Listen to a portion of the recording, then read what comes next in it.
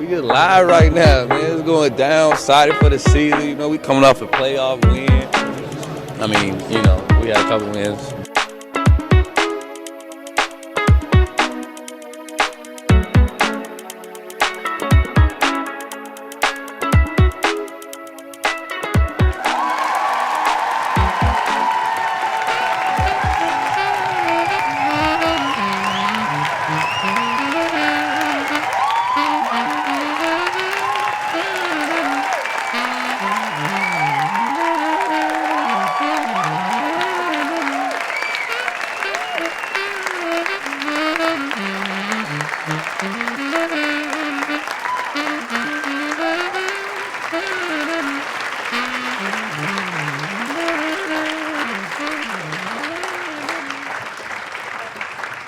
Ladies and gentlemen, welcome to the first annual Golden Hoof Awards. We're broadcasting here from Deer Diaries, a very special episode to viewers and listeners in some of the 50 states and some places around the world, we assume. We thank you for tuning in. My name is Riley Feldman, one of your usual co-hosts of this podcast, joined as usual by Kyle Carr and Adam Paris. We're going to be emceeing your award ceremony tonight. This is a chance to reflect on the greatest and then not so great of the 2023-2024 Milwaukee Bucks season. Kyle and Adam, how are you guys doing tonight before we get into the awards? I don't know if it's allergies or the usual child got me sick, but something kicked my butt lately, so it hasn't been fun. But Ford Madison had their home opener, and it was a lot of fun. And I don't remember most of that game, and I paid for it on Sunday. As I watched and live vicariously through Kyle, my Saturday excitement was going to bring your own Slurpee cup to 7-Eleven on Saturday and filling up a bucket for my daughter. And as I watched Kyle at the Henny Derby, my head started to hurt. So I'm just like genuinely impressed that you continue to do that, Kyle. Sunday morning did not get off the couch. It was rough. I did not eat anything or really get out of bed until like 12 o'clock, 12:30. I'm really pleased my co-host came into this award ceremony tonight in tip-top shape, drinking gigantic Slurpees and a lot of Hennessy. I was at the Minnesota United Dynamo game, acting a complete fool in the stands. It was dead quiet a lot of the time because Minnesota was not good, and the people around me were visibly upset by the fact that I was sitting there. And I don't curse. I don't, get in the face of other fans, but I am very annoying. And my wife was with me and she was shocked a couple of times. I could see her jump in the corner of my eye because I was just like scream out of nowhere. So I enjoyed myself immensely preparing for this as well, but it looks like we're all in okay shape, which is great. So let's get right into it. We have, I believe it's 13 awards to hand out. And like I said, previewing the award ceremony at the last podcast, this isn't, MVP, Defensive Player of the Year, Sixth Man, Coach of the Year for the Bucks or anything like that. These are a bunch of silly awards that I just kind of came up with off the top of my head. The way the process worked was came up with the awards. We're going to run through award name, what the category is, the winner, because we had the entire staff of Brew Hoop vote on this. And then Kyle, Adam, and I are going to go through who our picks were for each award category. Do we agree with the committee? Do we disagree with the committee? And we're going to see where it leads us. So without further ado, I'm going to hand it over to Kyle to MC our first award. Kyle, please take it away. So the first award makes sense that I would be presenting it because it is called the AJ Green Award. And what is the AJ Green Award? It is a bench player who is most likely to have a starting role next year. So the staff voted AJ Green as the winner of the AJ Green Award. The crowd goes wild. Did you guys both vote for AJ Green? Let's start there. Did. Okay. You know it. And what's your rationale behind voting? Because Kyle, I don't really need Kyle's rationale. Adam, you can provide yours though if you would like. I think it was the specific criteria of a starting role, and I think he most easily fits in as a potential starter next year. So that's what got me. I was almost going to put Andre Jackson Jr., but I think as a starter, I think AJ Green fits the most neatly. I would agree with all of that, and that's the reason why I called it the AJ Green Award. But I did end up voting for Patrick Beverley, if only because I find it hard to believe he won't be here next season. And if Doc is still around, which I assume he will be, He's already been promoted to the starting lineup. Why wouldn't he be a starter next year as well?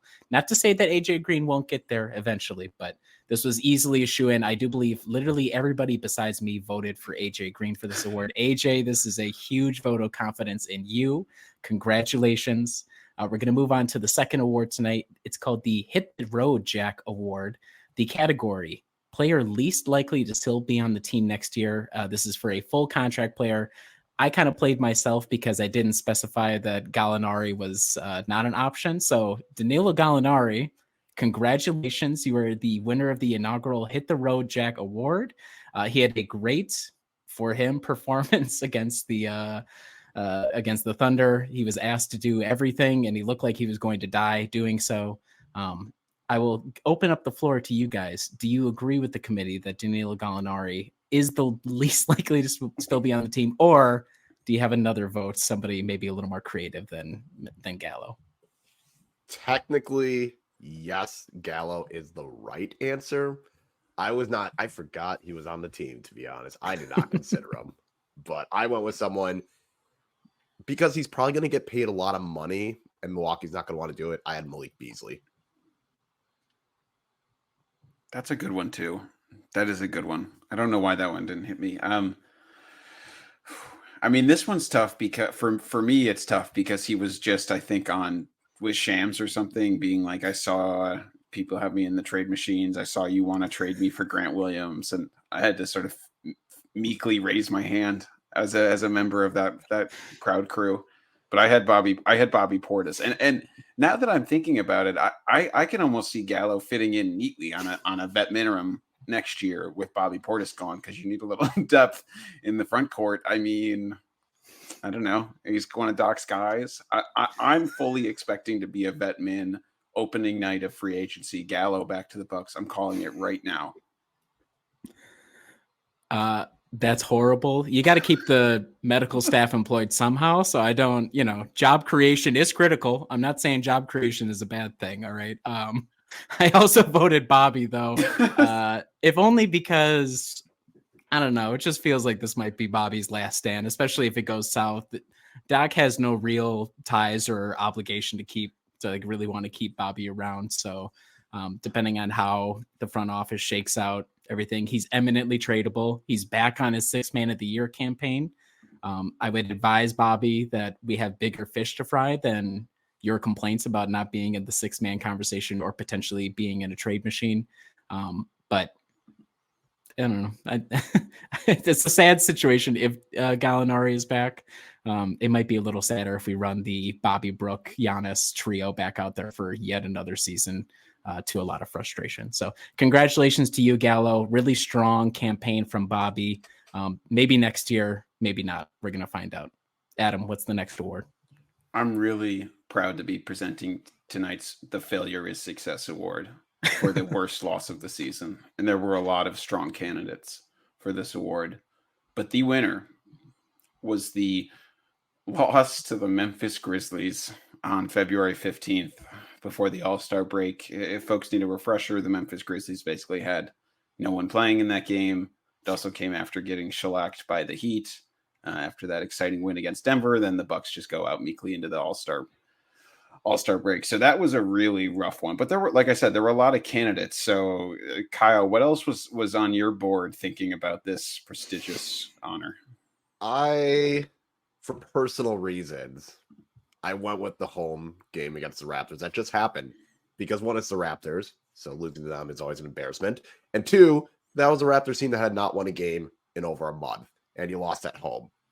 And it was a completely winnable game. And the annoying part was Doc Rivers then says after, yeah, that's on me. I should have done better. It's like, well, no shit. So this was also after Milwaukee had just had 2 other embarrassing losses. So I went with the home against the Raptors that happened a couple weeks ago. I want to give a credit to my colleagues at Brew Hoop. There was a lot of votes, obviously, for the Memphis game. We had a couple of recent ones as well. So also the loss against the Lakers at home, a 112-108 Rockets loss, which I think was on the front end of a mini road trip to Texas. I assume that was Michael since he's our Houston guy, but I'm not, and also bad effort and everything. Oh, that was Adam, actually. That was Adam's category. Sorry, Adam. You can talk about your pick in a minute. My selection was the loss to the Trailblazers in Damian Lillard's return. For a lot of reasons, it's not a good game. The close was bad, and Brooke Lopez was the one who took the final shot to try and win the game on Damian Lillard's return to Portland after spending over a decade of his life there. I thought that was really indicative of where the team was at that time, and maybe the path that we've gone on since then. So my vote was the Portland game, but I do believe the Memphis loss was an extremely strong contender. There were no bad answers. Yeah, there was actually too many good answers for this question. But why the Rockets lost, Adam? Why in particular that one? I think to me that's a little bit of like I can't remember if that was right around when Griffin got fired or not. I can't remember, but that one felt like a little bit of like a canary in a coal mine. I mean, Giannis has 48 and 17, and the Bucks can't beat the Rockets, and like, come on. I mean, and that was coming right off. They just barely scraped out that win against the Spurs, if folks remember that one. And that was a great game because Wemby and Giannis was fun. But I mean, that was bad. And then if I remember correctly, I was excited to see the Jazz game, the one after that. And I believe in that game, the Jazz hit like 9 of 10 3-pointers in the first quarter, and the Bucks were down really huge. So that was a terrible one.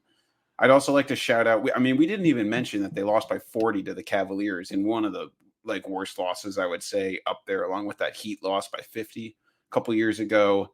And then losing by 25 to the Warriors on that West Coast road trip. That was so terrible. I mean, that was awful too. So a couple really bad ones this year. Salute. And that one was right after we beat the Nuggets too. I don't think, did we beat the Nuggets on the road, or was that at home and then we went on the road trip? But I believe that was the Nuggets at home. But it was okay. Close It was on in the road. Yeah, quick succession, because then we went out. So as like with the Thunder game, which I didn't just spoil anything, but like you have a great win and then they classically follow it up with a complete rear beating by some team out of the blue, in which they look completely incompetent. So a very strong category. We're hoping next season it's a weaker category, but you never really know. So congratulations to the Memphis Grizzlies game right before the All-Star game for winning the Failure is Success Award. And thank you, Giannis, for giving us the title for that award. Kyle, what's up next? But now we have the Success is Actually Success Award, and that is the best win of the season. So the staff voted the home win against the Oklahoma City Thunder. That happened on March 24th. I think that's a solid answer. There was a variety of answers, which I don't know if that's a good thing or if that is also an indictment, because it's not like there was that marquee win. But we had some good ones. I will let Adam throw his because I thought about that one as well. Yeah, I had the first game of the season against the 76ers when there was lots of hope. Hope sprang eternal. It was a really good game. I can't remember if Embiid was playing or not in that game.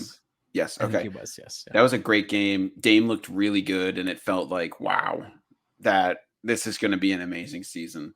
And in some ways it was, and then in many ways it was one of the most frustrating seasons in a long time, as evidenced by the previous award. So yeah, I went with the first game of the season, 76ers. We again, a weaker group of candidates here, I would say, than in the Failure Success Award. We had the aforementioned Denver victory a few days before the Memphis loss, the Thunder game. This is a highly specific one. I have to assume this was co-manager emeritus Mitchell Maurer. January 14th, Dateline, Sacramento, 143-142 win over the Kings. Waning days of a weird coaching era, not a ton of defense to speak of, in an OT win versus one of the, quote, most clutch players in the NBA and De'Aaron Fox. Kyle did remind me that was like one of the first signature Dame time moments. Shortly after, I think Brooke had stolen the spotlight in Portland. He finally gave it back to Dame, who did pay off the victory there. Sixers opening night. And then this one, a little random, November 28th against the Miami Heat on the road. Anybody remember anything from that game? Was that one? No. Nope. Okay. So sorry, staff member X who submitted that one. I'm sure it was a good victory, but I don't remember the first thing about it. Kyle, which one did you vote for? I can't remember. I'm surprised this one didn't get any other votes, but I went with the winning against the Indiana Pacers, where Giannis scored 64 points, because Giannis scored 64 points, and then we had Ballgate after that. And it was also one of those games where that just kind of felt like maybe this was where the season will turn around. Giannis, because they had just dealt with the whole in-season tournament, so they lost the Pacers then. Pacers started to get a little bit full of themselves, and then Giannis just goes and drops 64 points. And that was just a fun game. Then we had Ballgate and all that nonsense after. But that's my answer. My vote here was the road victory over the T-Wolves immediately after the All-Star break. We were riding such a high because we had gone in on such a low with that previously aforementioned Memphis defeat. You go in, Damian Lillard has what will, playoffs haven't started yet, but has the possibility to be the highest point of his season, winning the All-Star game MVP and the 3-point competition on the All-Star weekend. And then the team comes back. The T-Wolves were still riding very high. They ended up with a high seed anyhow, but tough to head on the road, beat a team like that. They have size, a whole bunch of stuff. So I thought the road win over the T-Wolves. And that was a late night game too. It was like 9 p.m. here, local time for that game. So my vote was for the T-Wolves, but I understand that the Thunder game won it, because I named that podcast Bucks Crowned Western Conference Champions after that. I rue, as I usually do, naming the podcast that. So congratulations to the Thunder victory. Hopefully you have a chance to defend your crown next season. Another Thunder victory next year. We'll keep an eye out for it. Okay. On to the Golden Oldie Award. This is the best season from a player aged 33 plus. I did exclude Damian Lillard, though given the averages relative to his career, maybe he should have been in here. Our 5 candidates, actually, that would have qualified for this award: Jay Crowder, Brooke Lopez, Patrick Beverly, Robin Lopez. Sorry, it's 4. So Robin Lopez was in here. I will confirm Robin didn't get a single vote. Makes sense. The winner, and this is going to break Kyle's heart, Jay Crowder. Come on down to accept your award, the Golden Oldie. Now, there's a little bit of controversy with the vote counts. We flipped the coin because it did get very close, and Jay did come up. So I will hand it over to Kyle to react to Jay Crowder's victory in this award and who he believes the real winner of the Golden Oldie Award should be. The bar was in hell and we somehow got under it. But I picked Brooke Lopez because that made the most sense. Because even though he has his flaws, those flaws aren't necessarily his fault. But I would say Brooke, more often than not, was pretty good for Milwaukee. Adam, do you concur? Who is your vote? Oh, yeah, 100%. This would have been like my yay going on stage to take the award from Taylor Swift situation. Give it to Brooke. 100%. Brooke deserved this. I will always just defend Brooke forever. So yeah, I say I'm totally with Kyle on this. Brooke Lopez for sure. As the world's biggest Brooke Lopez hater, I did not cast a vote for him as the Golden Oldie. So I believe I helped throw it for Jay Crowder, not because I felt like Jay had a great season, but I didn't have a single moment where I thought, man, he looks like he's made out of concrete. So for a guy that, as Kyle said, the bar was in hell. Yes, we did go under it. I assume Jay will be back again next season, which will be hilarious. But having a pulse and making a 3 occasionally, and maybe he didn't do that though for half the season. It was strange all season long. People I would read or listen to other analysis to be like, Jay Crowder defended like super well. I'll be like, did he? I don't know. He was just like on the court, I guess. That's fine. It's not Brooke. Brooke's under a spotlight because he's in the center. So controversy on the Golden Oldie Award. I take it on faith that we will have even more candidates next season to be able to talk about here, given the trajectory of the age of the roster. But congrats, Jay Crowder. Take the award. And I hope you have a nice shiny spot for it in your mansion in Baku. Please post a picture of it. All right, Adam, where are we heading to next? Well, this is the Kids Are All Right Award. This is for the best season from a player with no more than 2 years of experience. Okay, so the nominees, the candidates, as Riley helpfully laid them out, were AJ Green, Andre Jackson Jr., Marjon Beauchamp, and Chris Livingston. So AJ Green won this one pretty clearly. sort of clearly, just thinking about the Bucks being really old and not having any youth on their team or rookies or anything like that. This one was pretty clear cut for me. I'm curious how the votes came out, Riley, on the back end, if there was anyone else who got a vote. I will say that AJ Green got from the staff a unanimous vote, but I went the other direction. I say Andre Jackson Jr. Not because I didn't think AJ Green was deserving, but I expected Andre to be a 0 like most draft picks we have, like AJ Green was the year before, even though Kyle still believed. So AJJ did get a vote. If you had frozen, if you had stopped the count, if we had just listened and stopped the count at about the midway point of the season, Andre Jackson Jr. would have been a runaway success with this. So credit to AJ Green for coming from behind. I think he's also a deserving candidate. And as the staff have voted, most likely to have a starting role next season. So big shoes to fill. But I wanted to give a little shout out to Andre Jackson Jr., who hopefully he'll learn to rein it in a little bit and have a spot next season. So, but yes, it was mostly AJ Green for this one. I am slightly surprised it was unanimous, but I don't have a problem with it. I'm just surprised. Yeah, not surprised that neither Marjan nor Chris Livingston got votes. So that's a little less. It was a 2-man competition, and one man really ran away with it. So congratulations to AJ Green. All right, we got the fun one. The I don't understand why you're doing this award. Doc Rivers famously saying that in an interview when he just got the job. But this is the award for most confusing coaching decision made by any of Milwaukee's 3 head coaches. There are some strong contenders. Adrian Griffin did not do himself any favors, and the winner for that was simply Adrian Griffin and his defense, whatever that was, that did not exist, pulling Brooke out of the paint. That was our winner. Adam had that answer. So Adam, do you want to elaborate on what your reasoning was for it? Right. So I think this was one that also could have had a lot of strong candidates, and I'm really glad that you two will have some more to shed some light on this. I think the reason I went with this one is gut check. What do I think was the most confusing? It was Adrian Griffin deciding, let's take a guy who's great in drop coverage and make him kind of run all around and scramble and see if that works. And the players just revolted after 4 games. I mean, that seems like a pretty confusing decision if you've chosen to do that. So I think that one's the obvious one. So it makes sense that it won, but I'm very interested. There's so many layers to this. So I want to hear where both of you went with your votes. And I bet we could build up some even more nominees. We could. Okay. So mine was before the season even began. Damian Lillard shows up. You are a first-time head coach. You've literally never been a head coach in your entire career.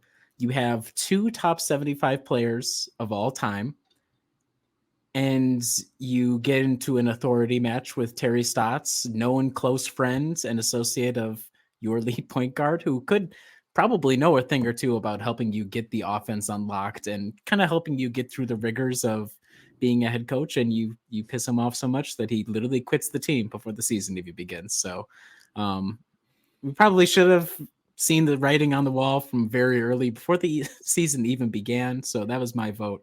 A lot of strong contenders though. Yes. From the staff, but Kyle, what was your vote for most confusing decision from a head coach this year? Somehow I'm the only one that had a Doc Rivers focused one. I don't know what that says about me and my feelings about Doc Rivers or what Adrian Griffin was doing, but I had Doc Rivers closing lineups. More notably, when he puts Bobby in a closing lineup without Brooke or Giannis, when he just sometimes those closing lineups didn't make sense. It was confusing. It's like, yeah, you had Giannis, you had Dame, great. Sometimes you had Pat Connaughton, sometimes you had Malik Beasley, sometimes you had Jay Crowder. None of it made sense. Most of the time, it didn't work. And it only got worse once Giannis was injured. I should note for the record, Kyle is not alone in his Doc Rivers takery. We do have a vote for Doc Rivers playing Giannis 40 minutes against the Knicks quite recently, which I think that's a fair shout out. But I will say Joe Prunty got out of here scot-free. Nobody went in after Joe. So congratulations to you, Joe, which I think that makes you coach of the year. The rest of the votes did go to Adrian Griffin. We had Griffin not fouling up 3 in the loss to the Bulls on November 30th. We had Adrian Griffin on the brink of losing the locker room saying, quote, "I agree," when Giannis made his, quote, "coaching needs to be better" statement. Adrian Griffin's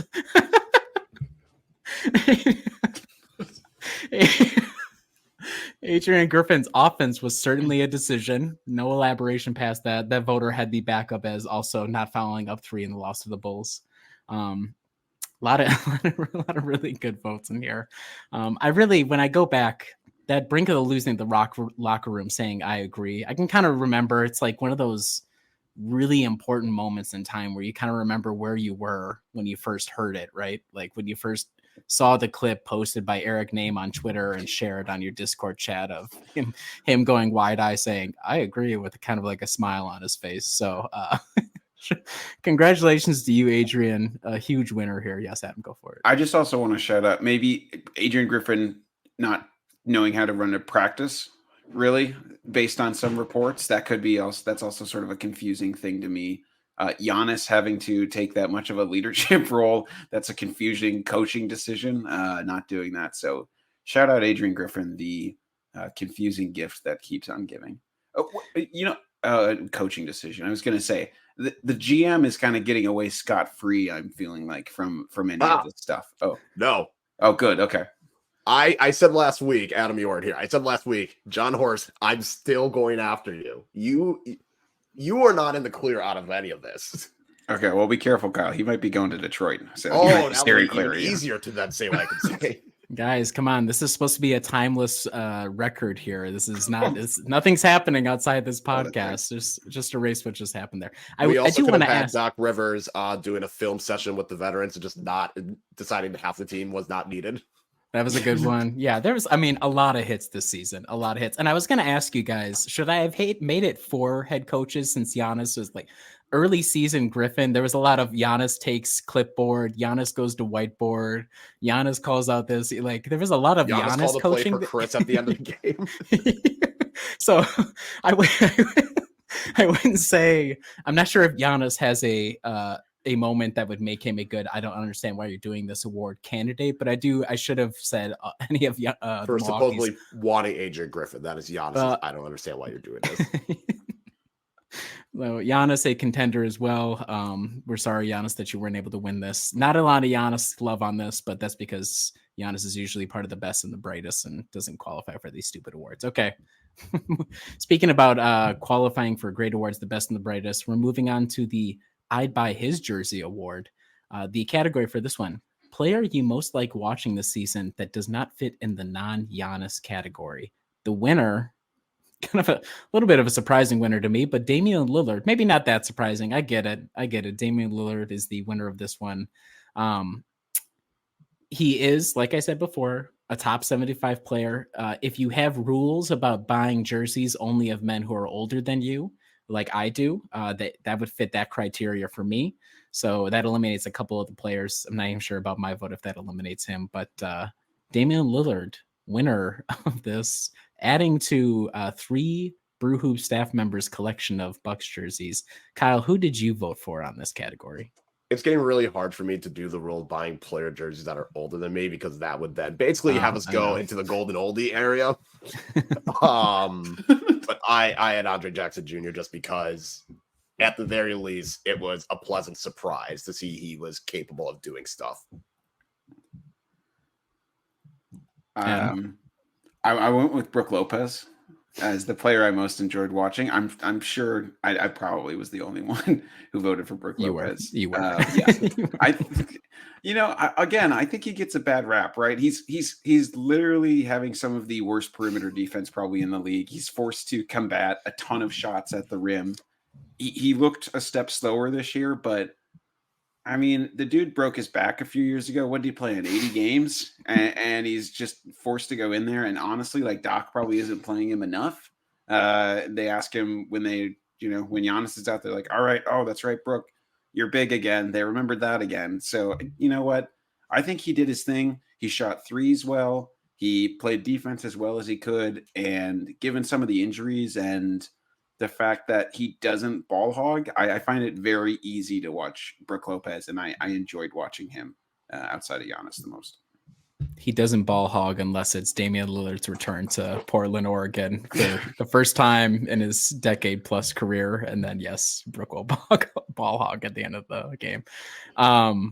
It's a good thing Adam and I live on other sides of the country. Maybe we would come to blows over our Brook Lopez disagreement. Sorry, Adam, for continuing. It's me. It's mostly a Riley bit. on It's the Malcolm mostly a Brogdon bit. situation all over again.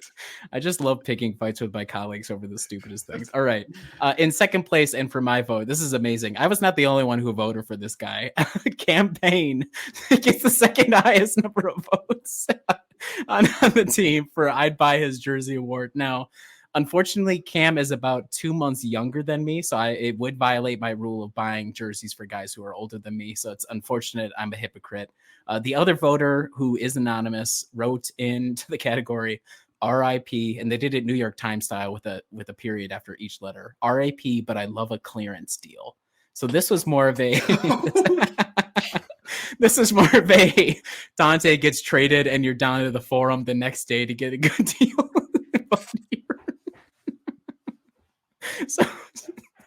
So shout out to our colleague who voted for Cam because they save a little cash on the deal.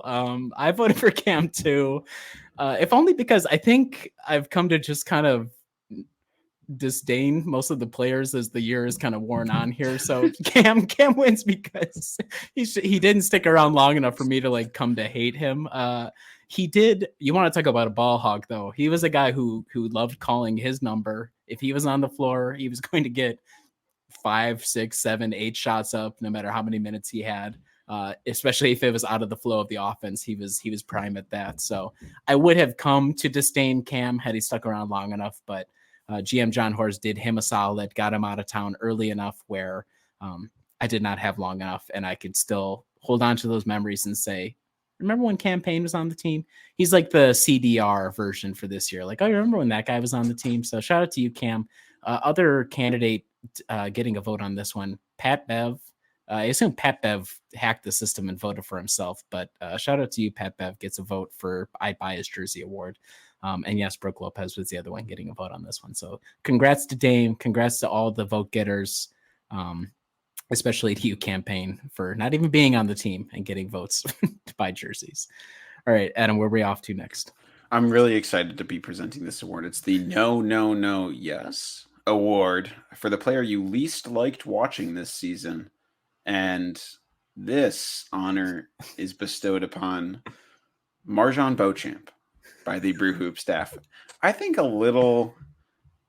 to me, that's a little strong, but I will let Riley and Kyle speak to their votes and or what the general populace of Brew Hoop said.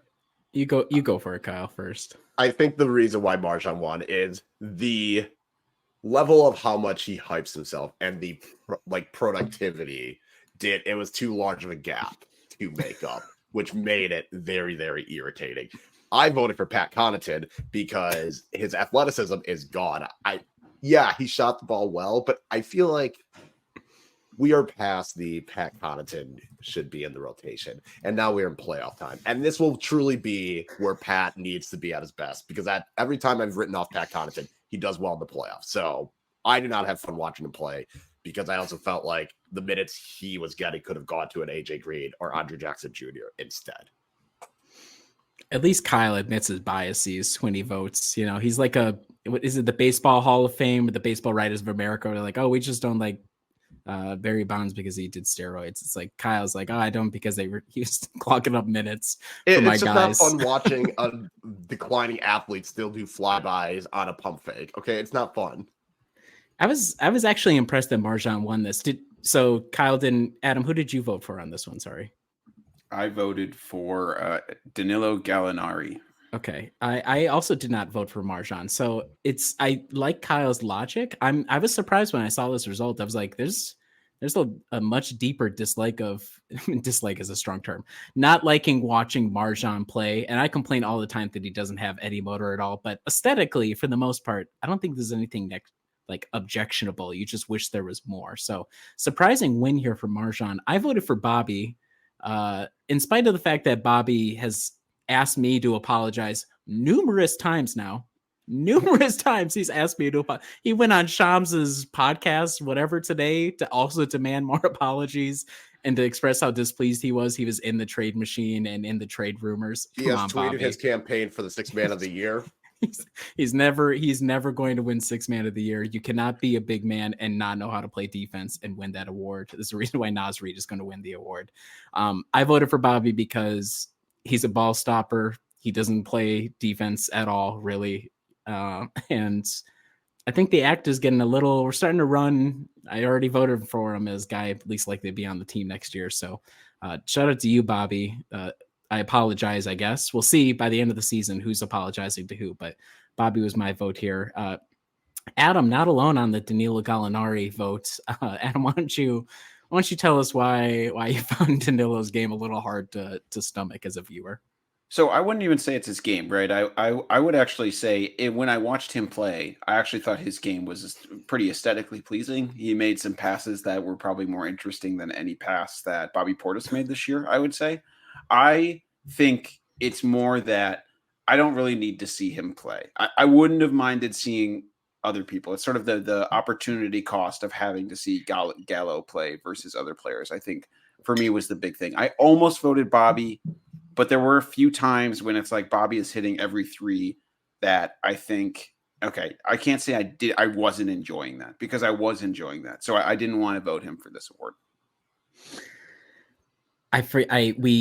It's tough for Adam because Joe Ingles is out there, and that's the tough hit for Danilo Gallinari. It's like, oh, this is like a classic, like, oh, mom, I want to watch Joe Ingles. It's like, we have Joe Ingles at home, and it's an old Italian guy. It's like, that's so I understand the psychology of where Adam is coming from. Now, this is going to really piss Adam off.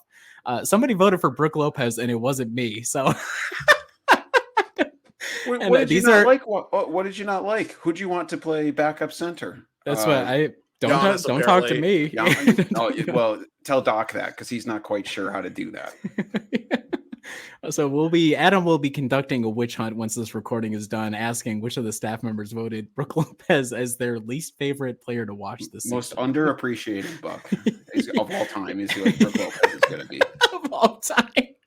All right, we'll add that category for next year's awards ceremony. The least appreciated Buck or most underrated Buck of all time. Before Adam blows his top, unless you had any last final riposte, we'll move on to the next award. Okay. No, we'll move on. Kyle, what are we going to, Kyle? So this award is called the I Wasn't Familiar with Your Game Award, and this is a player that pleasantly surprised you the most during the season. Some good answers, good strong candidates, but the winner was Andre Jackson Jr., which I was okay with. I did not vote for him, but one of us did, and I will let that individual explain. I think, that was me. I can understand where everyone was coming from. I had zero expectations for him coming in, even after the summer league, and I just thought, if I'm thinking for someone who was the most, every time he came on the court, I was like, oh, wow, that's a really interesting thing that he did while he's out there. Made the game, almost any time he was in there, I thought the game was more enjoyable to watch. So I was not expecting that from a rookie. I don't feel like that's normally there. I don't feel like I get to see rookies play defensively to that level, and the absence of almost anyone else who can snake around a screen defensively made it even better. So really enjoyed the time that Andre Jackson Jr. gave me this year on the Bucks. And AJJ was a strong candidate because his greatest times this season came when the defense was so horrible and so poorly constructed that being a chaos merchant was actually the best thing you could be if you were going to play in the Bucks defense. So it was a perfect fit between coach and player. The unfortunate part for both Andre and Adrian Griffin was one was a rookie head coach and the other was guy number 13 to 14 on the depth chart. So, probably should have been, again, another sign of a match made in hell. My vote was AJ Green on this one because I expected nothing at all. I'm sorry, Kyle. I going into the season, I thought he was too small. I was like, okay, he's just another guy who's here to shoot occasionally, who isn't able to defend enough to actually get on the floor. I was wrong. I did not vote for him to be the starting role next season, but he came around. And for a long time, I was like, he must be Greek or something. because only Greek guys get deals like this to be this deep at the end of the bench. So shout out to you, AJ Green. Unfortunately, he rolled his ankle. Hopefully he gets better for the playoffs, because of all the young guys, he's the most likely to get tossed out there for a few firefighting minutes. So AJ Green was my vote. Who'd you vote for, Kyle? I voted for Chris Middleton. And really? I think here's my logic was I wasn't sure how Chris would fit in primarily on offense with the arrival of Dame, because now it's kind of Dame's going to take a lot of shots and have the ball in his hand a lot. Giannis is going to take a lot of shots and have the ball a lot. Where does that leave Chris? And for most of the season, Chris slid into that third banana role perfectly. He played really well. It seemed like he was at least at his most efficient. And that was kind of one of the tough parts about his ankle injury, is that we just didn't think he'd ever come back for a month. And then he does. And then he picks up some more minor knocks. So I was going with Chris Middleton just because I was skeptical of what more we can really get out of Chris. And to his credit, he handled his new role really well. He excelled at it before he got hurt. He was not defensively as terrible as I would have expected. He still should not be responsible for bringing the ball up the court, but that is a coaching problem. The interesting thing with Chris, and what in my mind would have dinged him here, is I've come to expect that he'll miss a third or more of each season. So that did not surprise me when he missed all that time. It was unfortunate that other guys started missing when he came back. I think the final stat was Giannis, Chris, and Dame played together in 4.5 games for Doc Rivers since Doc Rivers took over. So that would ding in my mind, Chris, but I agree in general. Great fit. We knew he's a great third player. He just kind of proved his credentials. I do want to give a shout out, honorable mention, getting a vote, Malik Beasley, maybe influenced by my early season.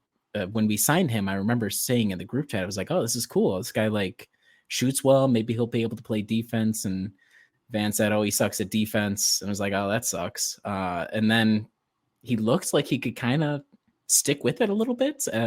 In spite of all the stats in the national media be like, if you are a guard and you play against the Bucks, you're going to have a career night every single night you face them. So on the surface, I could pretend that Malik was doing pretty well. And he's been recently demoted to the bench. It's probably a long time coming. But shout out to you, Malik, for surprising somebody on the staff with your play this year. All right. It's appropriate that I'm the one presenting this because I've tried to trade everybody that's received votes for this category. It's the Sorry for the Trade Machine Screenshots Award. This is the player that the voter doubted most became good in the end. It was kind of tough. I wrote this category before the Bucks really started tail spinning a couple of weeks ago. So nobody's really covered themselves with glory at the very end of the season, but this one's going to make Adam happy. This is going to help offset all the Brook Lopez slander. Pat Connaughton comes home with a little bit of hardware tonight. Much like his season, at the very end, he was able to save it. I'm gonna get off the stage so that Pat Connaughton's best friend Adam Paris can come up here, say a few words for his guy. Adam, how ecstatic are you for Pat Connaughton's win tonight? I'm just really happy. We're really building something here in Milwaukee, and I think there's a lot to build. This is fun. Well, I didn't even actually vote for him. I was kind of pulling up his stats because I was curious, and his true shooting percentage on the team is now 12th. Like, it's worse than Bobby Portis and Dame and Malik. So he's actually like really gone down since like several weeks ago when I put up a strong defense of him. I still have no doubt. I still have zero doubts about him, but I will also let maybe Kyle just speak a little bit to possibly the other side and or who he would voted for this award. I thought the purpose was a player that came good. So why are we putting that content? Nothing makes sense. I'm going to go with the player that I literally put in a trade machine, and I was called a madman. It's because you were properly called a madman at the time. I am Chris Middleton because as much as, again, I was saying when he came back, I was skeptical. I wasn't sure. I figured, F it. You want to improve the defense? Why not just trade Chris Middleton, get some young players as well? I maybe shouldn't have done that. So I went with Chris Middleton. And this would be saying, I'm sorry for putting you in a trade for Andrew Wiggins and James Wiseman. No, not even. Kuminga. Not even James Wiseman. Kuminga. So That was this. What I'm loving about this award ceremony is it's doing such a good job. It's almost like a greatest hits of the podcast from the past year, like the stupidest takes, the craziest trade proposals. I remember putting that trade proposal video up on YouTube.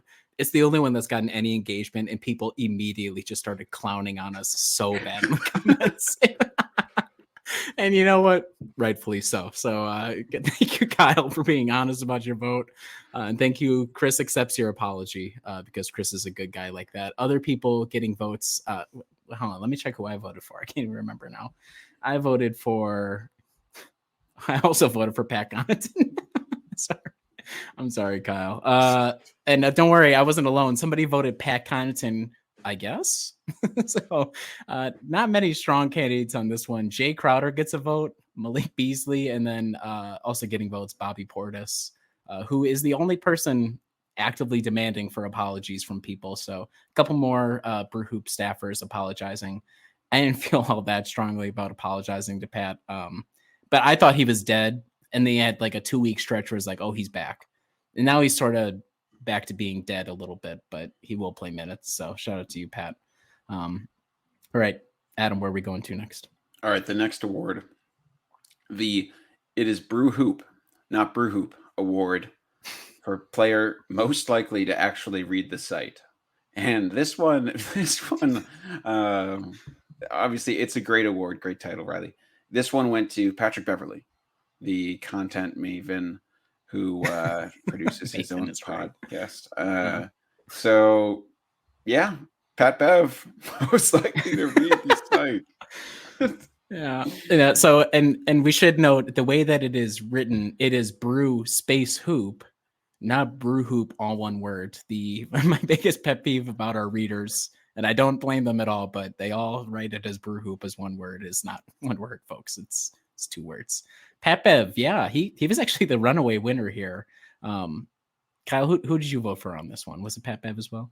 I went with someone else that also has a podcast. I went with Thanasis just because I feel like he's got time in his hand.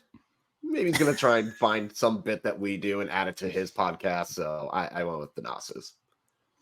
All right. So I had AJ Green, and I just under the assumption that he's probably subscribed to just Kyle's notifications when his articles go up, knowing he's such a huge fan. He is the world's #1 Wednesday weekly wrap up reader. Like, yes, yeah. I don't know who's the most consistent. Maybe it is Stone Age, AJ Green's burner. Questions are being asked for people who are commenting on Kyle's weekly column. Other people getting vote. AJ Green did get another vote. This is another good one. Again, I'm assuming Mitchell. Apologies if it's not Mitchell. Quote, Marjon Beauchamp is too critically online to not have read or to not have Brew Hoop on his radar, in parentheses, although he would definitely spell it Brew Hoop with no space. So Marjon getting a vote. Robin Lopez getting a vote, always a reader, now with more time on his hands. A lot of guys with time on their hands getting, which I don't know, what does that say about Brew Hoop? Nobody has to answer. That's a rhetorical question, but a lot of guys who supposedly have time on their hands getting a vote here. My vote for this one was Chris Middleton because he's the thinking man's Bucks player. He's the guy who you look at the stats, you say, oh, he fits here. He's been the subject of raging controversy over not just like a couple of years. I mean, years and years and years. Chris Middleton has been a cornerstone of debate at brewhoop.com. And I just recall that video at his birthday party where he walked up and Giannis on Instagram Live said, look at Chris, look at how awkward he is. That's the man who doesn't like going out to social functions unless it's with Pat Connaughton, Mamamoo, and Houston or whatever at a strip club. So I just assume Chris is spending a lot of time reading Brew Hoop, seeing what the pulse of the fan base is because he is a popular topic at brewhoop.com. So shout out to you, Chris, getting votes. But yeah, Pat Bev, please. I don't even need Pat Bev to give us a shout out. I just want Roan to slip Brew Hoop somewhere in there. Let's collab.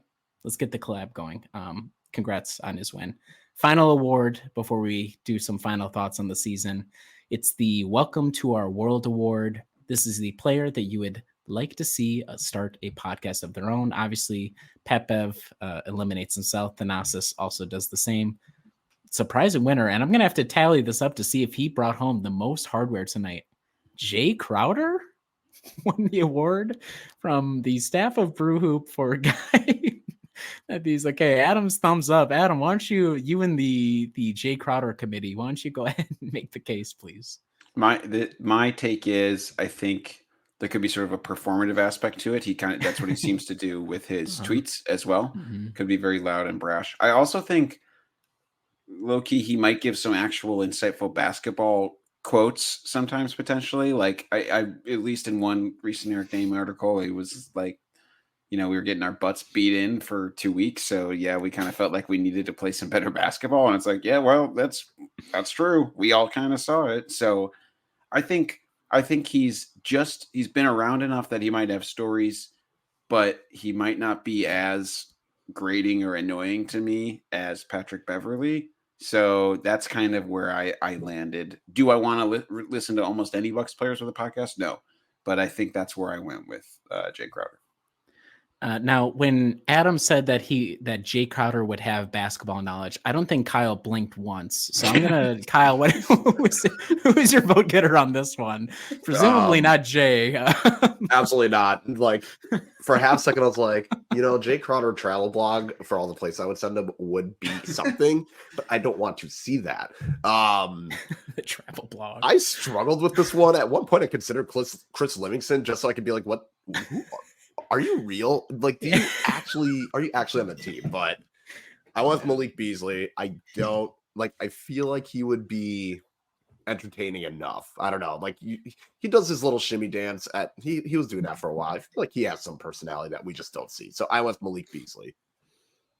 That's a really good vote. I would love the Where in the World is Jay Crowder podcast presented by Kyle Carr and Jay Crowder. Let's make that happen. My vote for this one was Bobby Portis. I'm trying to redeem myself, if only because Bobby would say really nice things about Milwaukee, which is not something that guys who have podcasts do all that often. He would probably inadvisedly tell a lot of like stories. He would be a little bit in the Jeff Teague, if he could be like a good storyteller. I like listening to him when he's like posts his Instagram videos or whatever. And finally, he does have a little bit of basketball knowledge, and he's got that kind of like laid back vibe that I think fits with a lot of the best. It wouldn't be like I'm a hater NBA podcast. It's like, oh, how silly this is, how funny this is. Has like a good thing to say about most people, but would also talk shit about what's his face that we traded for that he punched. I can't remember his name now. That's how far he's fallen.